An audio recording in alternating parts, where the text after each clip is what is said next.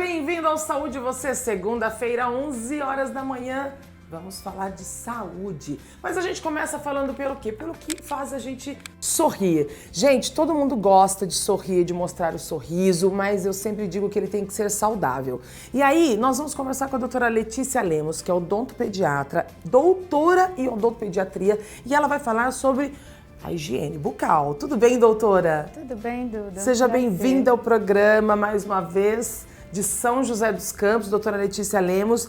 Doutora, a gente já bateu muito papo, já falamos sobre vários assuntos, mas ainda é importante falar sobre a higiene bucal, né? E principalmente nas crianças, que é a sua área, a odontopediatria.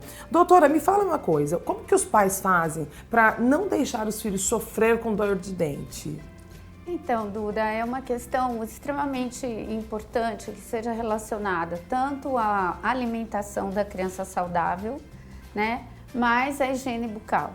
Então, em relação a isso, existem até alguns alimentos que podem ser usados em horário de lanche, como frutas, queijos, né, e que não precisam correr e escovar o dente caso a criança esteja num local que não tem como fazer higiene imediata.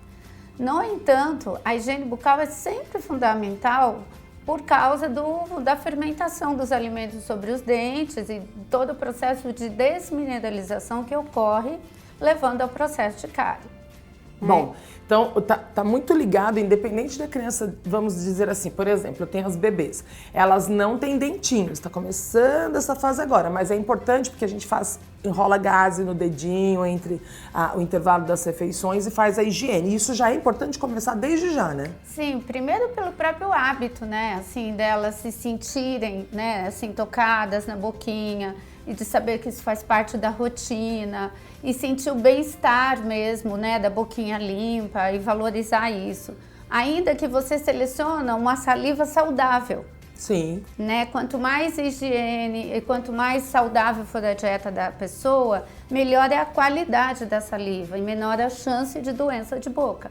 Bom, aí a gente entra naquela fase de falar da escova de dente. Tem escova de dente que é própria para criança, porque a gente vê aquelas escovas pequenininhas e tal. Mas assim, tem escova de dente própria para criança e em que momento usar o fio dental, que a gente sabe que é muito importante. A evidência científica, ela diz que a gente tem que começar o creme dental com flúor na escova com cerdas desde o primeiro dente. Olha. Então, assim, que nem existem dedeiras, existem outras questões, né, até de paninhos e fraldinhas e tal. Só que tudo isso é para a parte de gengiva, de língua. No entanto, para os dentes, precisa ser cerda de escova, extra macia. Extra macia. De cabeça pequena, né? E de preferência que tenha alguma bordinha emborrachada nesse início, aonde a criança não para, não vai colaborar. E ela morde. E é esperado que ela não colabore, né? Até 2 anos de idade, a criança não tem ainda um desenvolvimento emocional para colaborar com a higiene bucal. Sim. Então, assim, tem que ser feito de uma maneira muito rotineira, sempre após as refeições principais, especialmente para dormir, né? E a criança tem que sentir sempre uma sequência, porque daí vira rotina. Sim. Então, por exemplo, se você começa do lado direito, vai todo lado direito embaixo, faz a volta, vai em cima, vai no outro cantinho. Vira um círculo. Essa sequência é bom para os pais, que não esquecem nenhum lugar. Sim, sim. E para a criança que entende que vai ser aquele tempinho e acabou. Entendi. Quando eu chego aqui, ela já sabe que está acabando. Exatamente. E além disso, o fio dental é uma questão assim que o brasileiro não tem tanto o hábito assim de usar, né? E é fundamental porque às vezes a gente tem 2 dentes na boca do bebê, mas são 2 dentes tão grudados que a cerda da escova não entra. Não entra. Então o bebê vai acabar desenvolvendo cárie naquele vãozinho. No entanto, nós já temos bebês que têm os 20 dentes de leite na boca, né? Que ele completa essa dentição por volta de 3 anos. E são 20 dentes separadinhos, o que é ótimo. Então, é uma questão mesmo da forma que os dentinhos da criança estão na boca. Agora, por exemplo, a gente vai falar de creme dental. Tem um creme dental específico? E uma outra pergunta já emendando, a quantidade de creme dental. Porque às vezes a mãe acha que fazer aquele desenho grande na escova, né, é o ideal. Qual é a quantidade e qual é o creme ideal para a criança? Então, a evidência científica diz que a quantidade segura é 1 grão de arroz cru. Então, não é arroz parbolizado. A quantidade né? de pasta, um grão de arroz? Cru, Então, nem é o arroz cozido, né? Mesmo. Então, assim, a escova no sentido longitudinal é um risquinho assim de creme dental.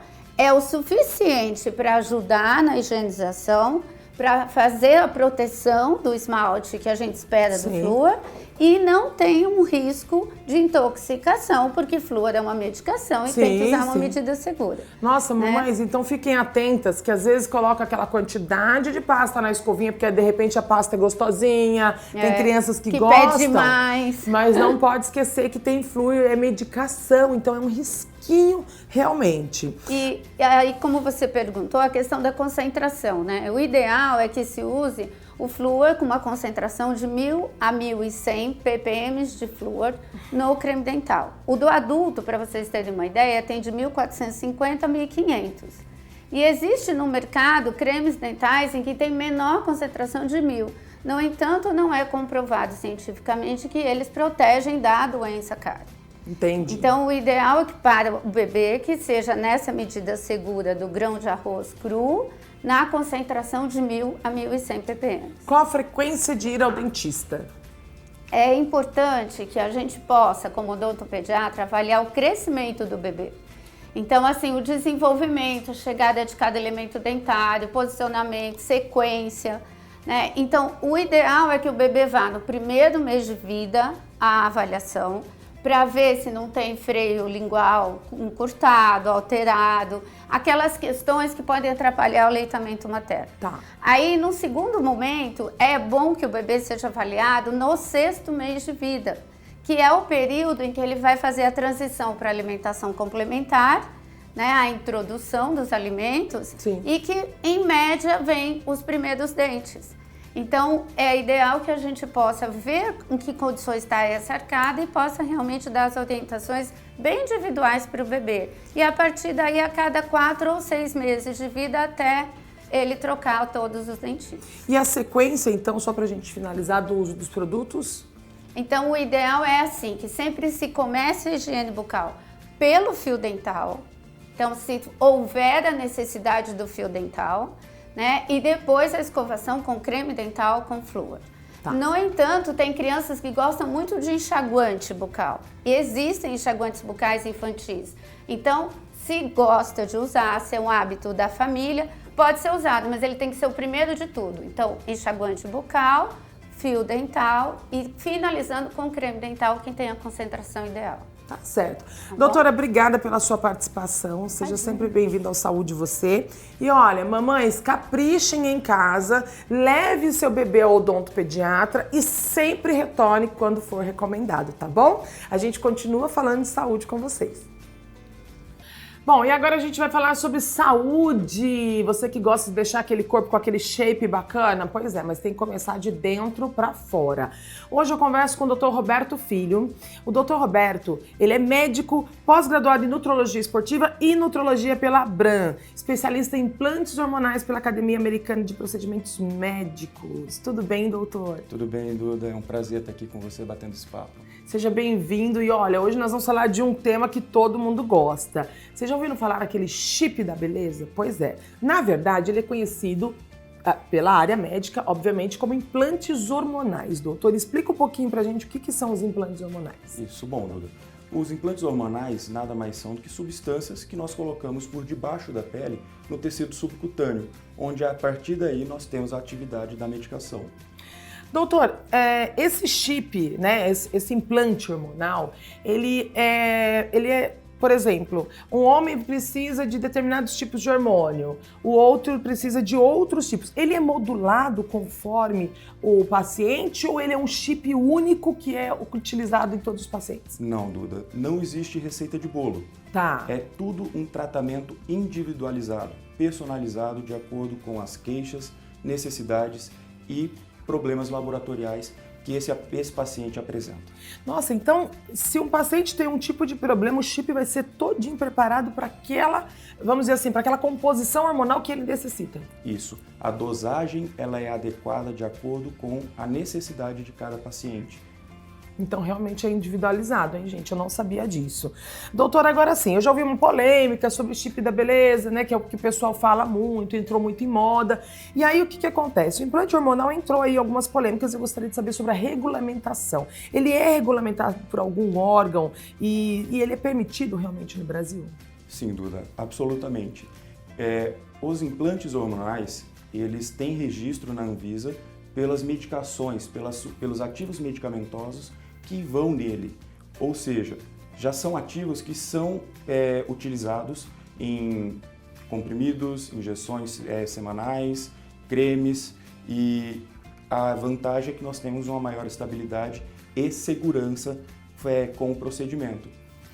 Inclusive, no Brasil, nós temos estudos com mais de 30 anos de estudos e pesquisas sobre o assunto. Agora eu vou falar uma coisa que médico não gosta que fale, doutor, mas todo mundo fala que é o chip da beleza. Explica por que ele teve esse nome popularmente conhecido. Bom, primeiro, quem apelidou de chip da beleza foi a saudosa apresentadora Hebe Camargo. Tá. Tanto é que a gente pode perceber a quantidade de tempo que já está no gosto popular esse assunto. Alguns benefícios indiretos que esse implante pode trazer é o que acabou levando a esse nome. Esse rótulo, né, de chip da beleza. São benefícios, por exemplo, estéticos? Isso, indiretamente nós temos benefícios estéticos e que, por hora, acabam auxiliando a parte esportiva também, para aquela mulher ou aquele homem que gosta de praticar uma atividade física, que quer um resultado um pouco melhor. Entendi. Doutor, agora dói. Como que é feito essa incisão, esse corte? Leva a ponto? Não dói, de forma alguma, Duda, não dói. Como que eu faço? Depois de definir o local, de acordo com cada paciente, cada um tem sua particularidade. Definindo o local, é feito com anestesia local mesmo, um corte mínimo, menos de 1 centímetro, introduzo uma cânula e dentro da cânula que coloco os ativos e eles vão lá para o tecido subcutâneo. Tirou a cânula, somente um curativo, nem ponto eu não dou mais, isso com a evolução da técnica. Doutor, agora é uma dúvida minha mesmo, que vocês sabem que eu gosto de perguntar aqui, às vezes a pessoa aqui em casa fica com essa dúvida. Onde ele é aplicado? O senhor falou depende do local, mas assim, pode ser aplicado em qualquer região do corpo? Tem algumas regiões pré-definidas. A região mais utilizada, homens, seria no flanco, seria na parte lateral. Ai, que quer tirar aquele região flanco. lombar. Em mulheres, nós podemos utilizar nessa região também, como também podemos usar ali próximo ao reguinho, para minimizar cicatriz e esconder essa cicatriz dessa incisão que nós acabamos ocasionando. Ele quis dizer que aqui no bumbum, bem perto daqui Isso. do cóccix. Isso. Doutor, os benefícios e indicações. Bom, Duda, os implantes nós podemos abordar desde a mulher mais jovem até a mulher que já está na menopausa. Conseguimos abordar alguns sintomas que incomodam, que são desconfortáveis, como, por exemplo, calorões, a queda de libido, o ressecamento vaginal, e nós conseguimos também abordar aquela paciente que tem uma menstruação excessiva, que tem cólica intensa, sofre muito com TPM, outras doenças específicas como ovários policísticos, endometriose. Ele ajuda a tratar tudo. Ele faz o tratamento disso.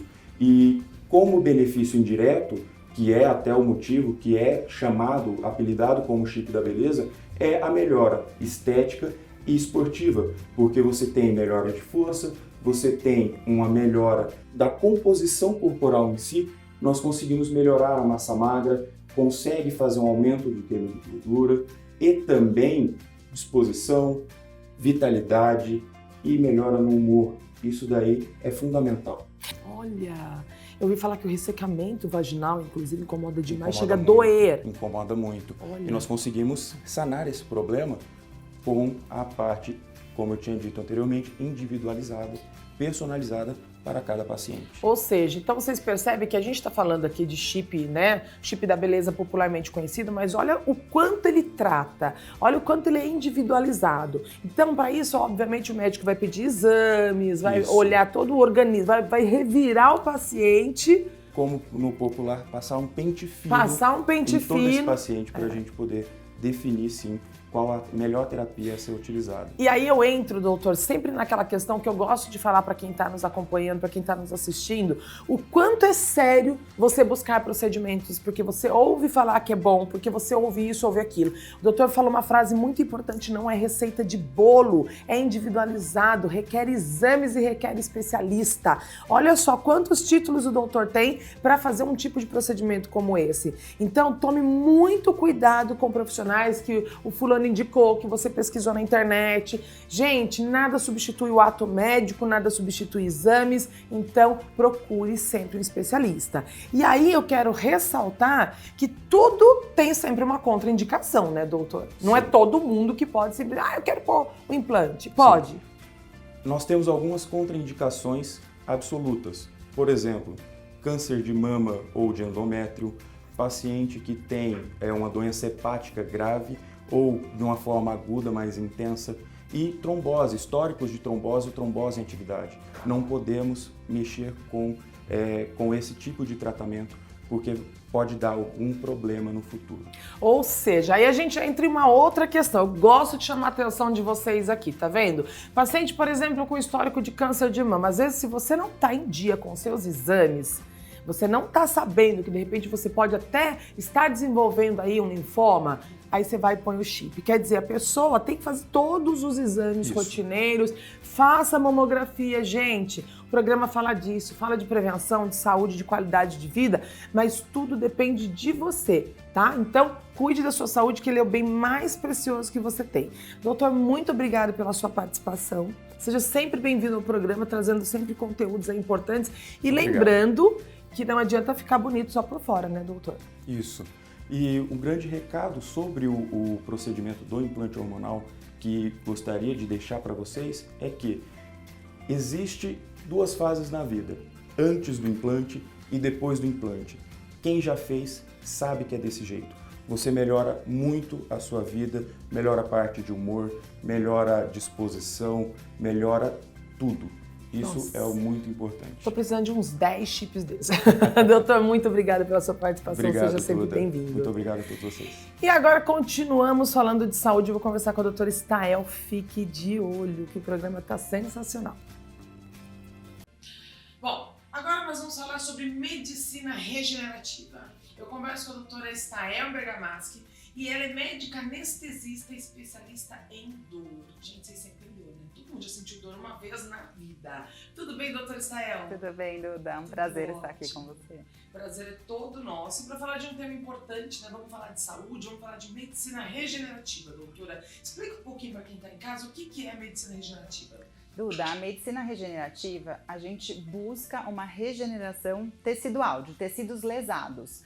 Mas o mais importante da medicina regenerativa é preparar o paciente para receber produtos ortobiológicos. Então a gente foca muito na qualidade de vida do paciente, então a gente modifica um pouco o padrão do sono, a dieta, incentiva a atividade física e vai acompanhando com exames laboratoriais para ver se o paciente está com meta-inflamação. Não é uma inflamação, é uma inflamação própria por conta de dieta incorreta, sedentarismo, o tabagismo. Então a gente vai mudando vários fatores para preparar o paciente para receber produtos que a gente chama de ortobiológicos para conseguir regenerar um tecido lesado. Você falou uma coisa que me chamou a atenção. Uma dieta errada pode causar uma inflamação? Sim, hoje a gente já sabe que dietas inflamatórias, que tem glúten, lactose, açúcar branco, né, uma dieta incorreta, ela pode estar relacionada com o desenvolvimento de osteoartrite no paciente mais idoso. Então a gente acaba orientando melhor a dieta do paciente, a gente aconselha alguns produtos que a gente tem natural, que são antioxidantes e anti-inflamatórios, para diminuir essa meta-inflamação que ninguém está vendo, né? Só os exames laboratoriais que mostram para a gente, para melhorar essa inflamação, para conseguir que o paciente fique no melhor estado para receber esses produtos que provêm dele mesmo. Agora, qual que é a relação, por exemplo, da medicina regenerativa com o tratamento de dor? A dor, Duda, é uma experiência que está relacionada a uma lesão tecidual real ou potencial, certo? Quando a gente tem uma lesão, o paciente tem dor. A medicina regenerativa, ela vem para abordar esse tecido lesado. É uma opção de tratamento, buscar um tecido lesado e fazer o tratamento in loco. Então, a relação é muito grande e a gente, além disso, vai tentar tirar a inflamação desse paciente e às vezes só com ajuste de dieta, sono, atividade física, o paciente não precisa de nenhuma intervenção com o uso dos ortobiológicos, por exemplo. E quais são as principais aplicações dos ortobiológicos? Hoje há uma gama de coisas que podem serem feitas com os ortobiológicos. Né? Já é muito utilizado na cirurgia plástica, eles acabam aspirando a gordura e injetando em alguns lugares. O que são eles, doutora?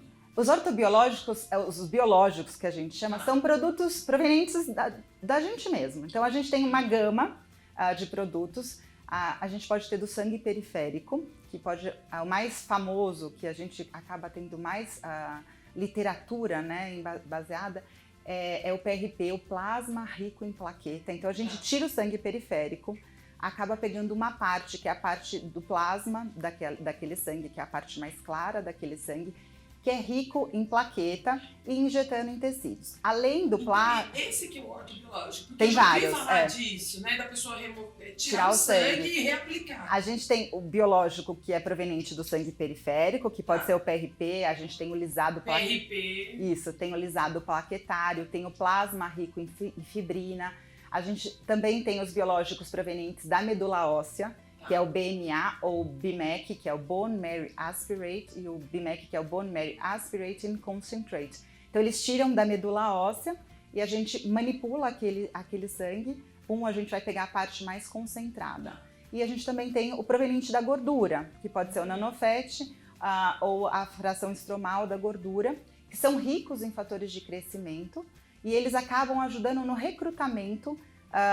Por exemplo, eu tenho uma lesão na cartilagem, né, ou uma lesão da articulação do joelho. Quando a gente coloca um biológico, ele acaba recrutando e conseguindo se diferenciar naquele tecido lesado. Então, por exemplo, na articulação ele consegue se diferenciar em condrócito e fazer uma reparação da onde já tem a lesão. Bom, então agora a gente já entendeu o que é o ortobiológico, aí a gente entra para as principais aplicações.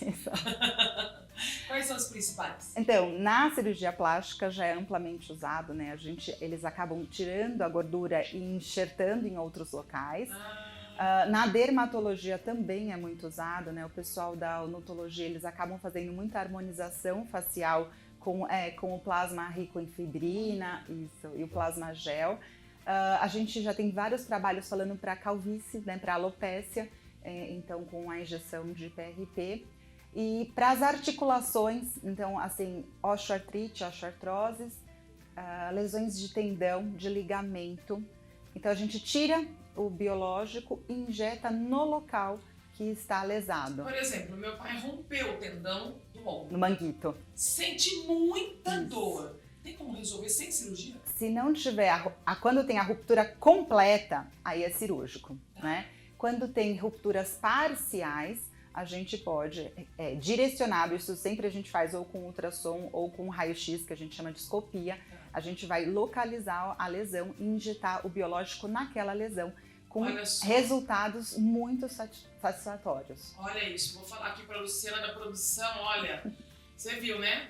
Olha, é possível tratar sem cirurgia. Então, ela me ligou essa semana e falou, nossa, o pai tá com dor, a gente precisa ver que tem que operar. E aí, a gente tem aí esses tratamentos com ortobiológicos que pode resolver a dor. Então, para você aí, porque eu vejo que muitas pessoas, não só meu pai, muitas pessoas que eu conheço falam, nossa, minha mãe tem muita dor no joelho, muita dor no ombro, muita dor na coluna, e nem tudo é cirúrgico, né? Ainda tem-se opções de tratamento, isso é muito importante. Exatamente.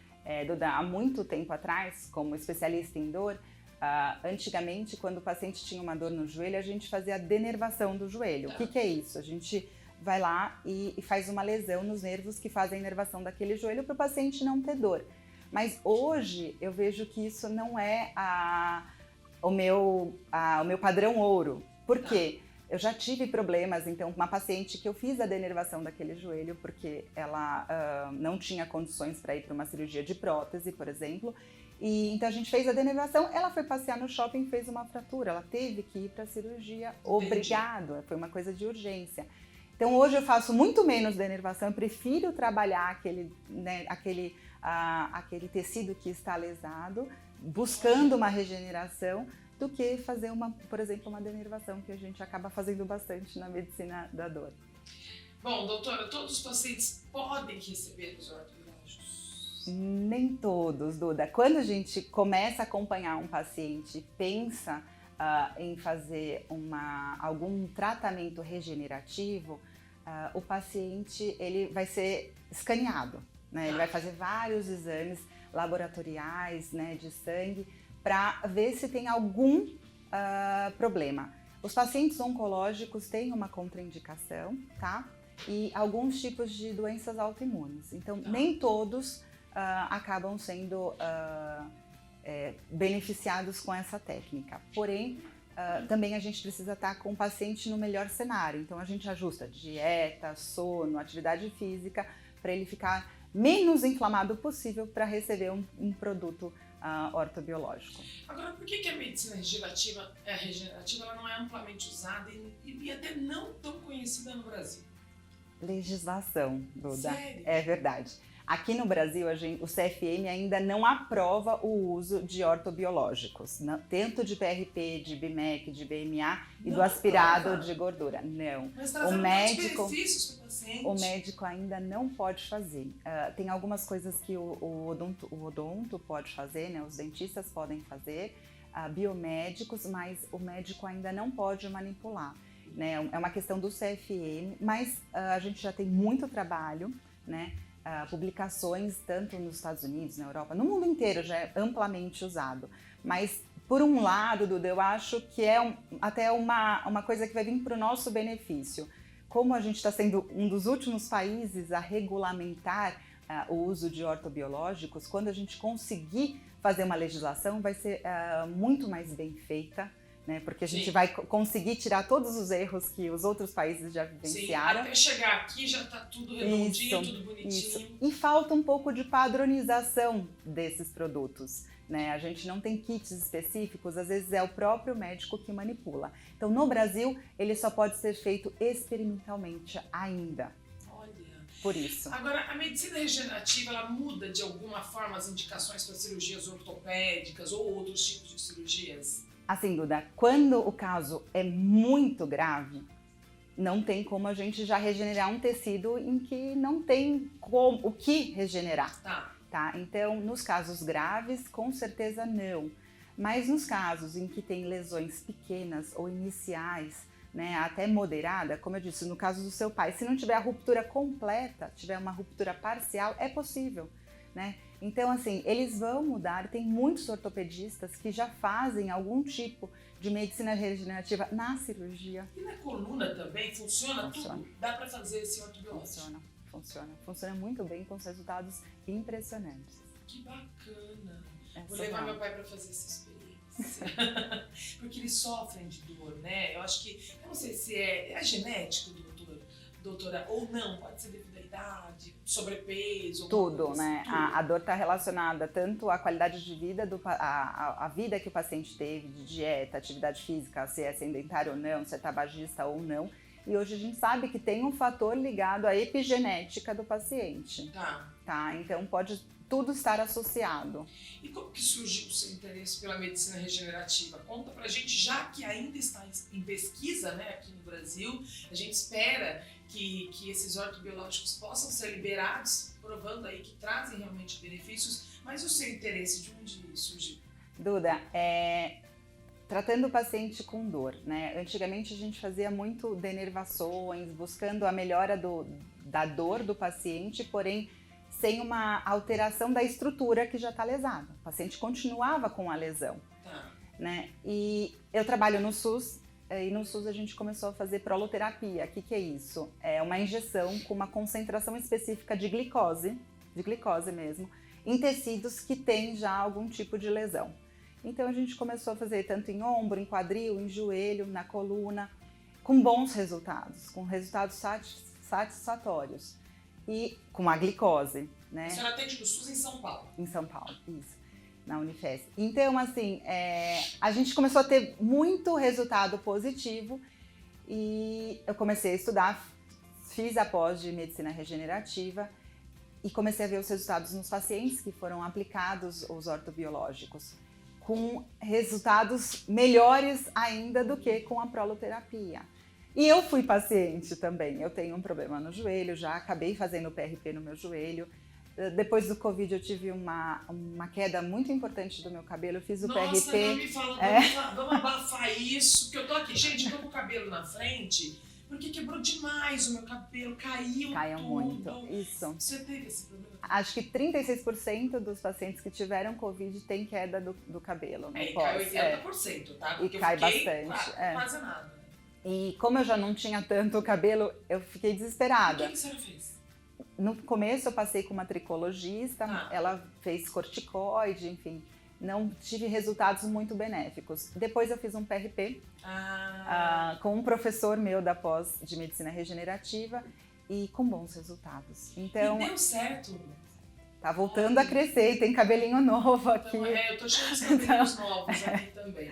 Bom, então a gente está falando de algo inovador, que traz benefícios e que precisa, na verdade, ser regulamentado no Brasil para que possa trazer benefícios a muitas pessoas. Esse é o diferencial, né? Exatamente. A gente está falando de uma medicina regenerativa que vai trazer uma oportunidade para você que sofre com dor, que muitas vezes não é necessário chegar numa cirurgia, obviamente que é avaliado, né, doutor, a cada caso, mas vamos torcer aí para que seja aprovado, liberado o quanto antes, porque a gente tem a medicina regenerativa aqui no Brasil. Exatamente. Parabéns pelo seu trabalho, fico muito feliz. Obrigada, Duda. E a gente vai falar muito sobre saúde, com muitos temas. A doutora é especialista em dor, gente, todo mundo sente dor. Se não sentir, vai sentir. Já tô avisando, vai sentir, não tem como fugir disso. E vamos torcer aí pela medicina regenerativa. Parabéns pelo seu trabalho mais uma vez. Obrigada, Seja sempre bem-vinda. Obrigada.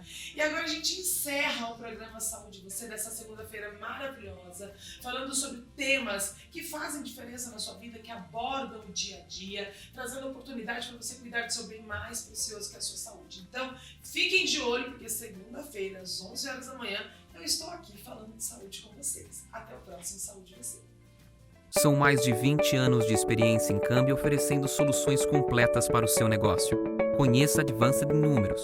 Mais de 170 colaboradores. Atendimento para todo o Brasil. Presença física em 6 estados. Intermediamos mais de 21,5 bilhões de dólares no último ano. Contamos hoje com mais de 31 mil clientes em nossa carteira. Primeiro lugar no ranking de importação e segundo no ranking de exportação das corretoras de câmbio. Geramos mais de 120 mil operações por ano. Realizamos mais contratos de câmbio do que alguns bancos convencionais. Capacidade operacional superior a bancos comerciais. Na Advanced você encontra atendimento personalizado e consultivo, taxas competitivas, especialização em câmbio, foco na necessidade do cliente. Do câmbio à consultoria, a Advanced Corretora tem tudo em um só lugar. Advanced Corretora, a sua escolha em câmbio.